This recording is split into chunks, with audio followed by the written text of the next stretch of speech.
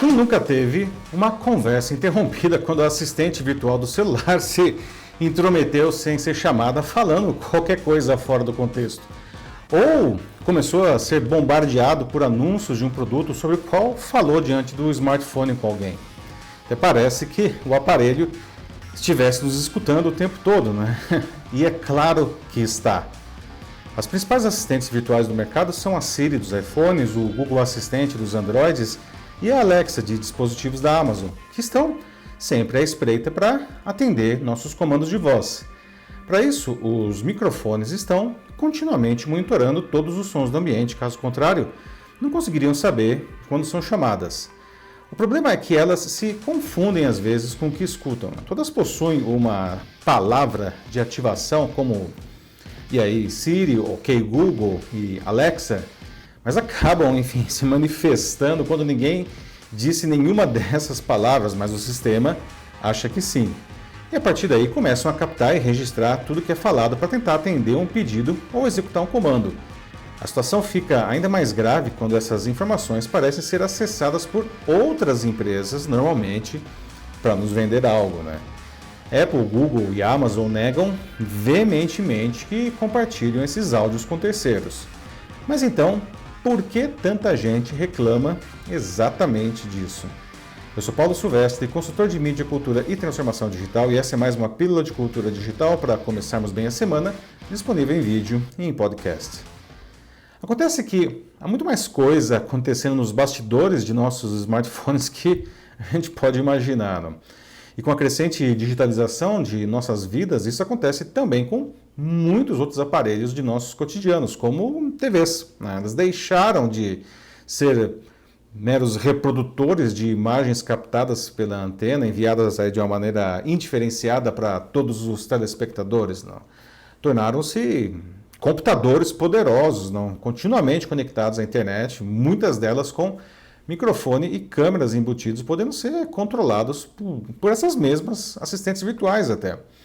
E em muitos casos, quando o usuário desliga a TV, não, isso acontece só com a tela, não. O sistema em si continua ativo, inclusive para poder monitorar o ambiente, não, à espera de um comando de voz.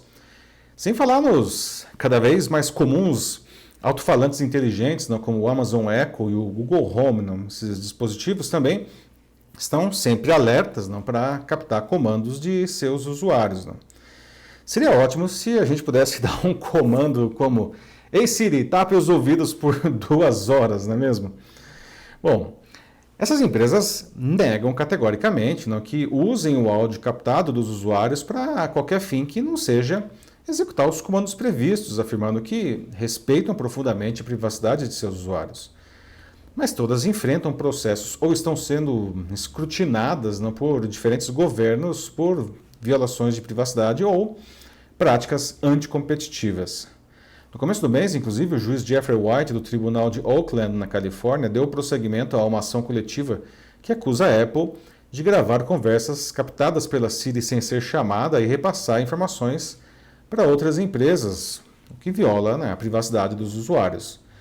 Em outros processos, Google e Amazon são acusados de armazenar e registrar áudios capturados, mesmo quando as assistentes são acionadas por engano.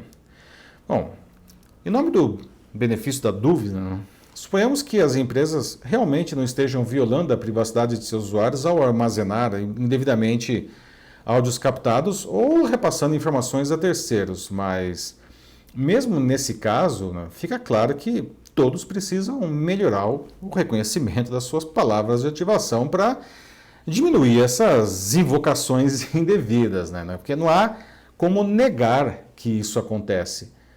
Algumas falhas até se tornam famosas, não? Algumas por serem engraçadas, outras por serem emblemáticas, né? É o caso de quando uma Amazon Echo ligou para a polícia, não? Enquanto um homem espancava e ameaçava de morte a sua namorada no estado americano do Novo México em 2017. No meio das agressões, ele perguntou para ela se ela tinha chamado o xerife, o que foi entendido pelo aparelho como um comando para ligar para a polícia. Não. E aí o atendente do outro lado da linha ouviu o que estava acontecendo lá na casa, não, pela Echo, não, e mandou uma equipe para o local. Né? O resultado, o homem acabou preso e a mulher foi salva. Bom, é preciso lembrar que as assistentes virtuais não são as únicas coisas que nos ouvem a partir de nossos smartphones e outros dispositivos, não. É comum termos dezenas de aplicativos instalados nesses aparelhos, não, muitos deles com acesso ao microfone e, portanto, habilitados a captar áudios do ambiente, não. Alguns deles são, enfim, aplicações legítimas que fazem um bom uso desse recurso. Outros têm uma moral mais frouxa, digamos assim.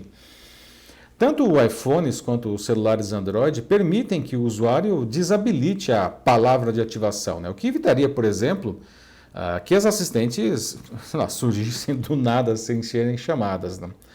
Mas, além disso, é possível o usuário ver todos os aplicativos que usam o microfone, revogando o acesso daqueles que não concorde. É preciso ficar claro que, ao fazer isso, alguns recursos, enfim, podem parar de funcionar. Não? Por exemplo, a chance de gravar uma live com o Facebook ou com o Instagram, né? Se você desabilitar o microfone, não vai funcionar mais, né? Então, essas configurações, enfim, elas devem ser usadas aí com cuidado, com critério.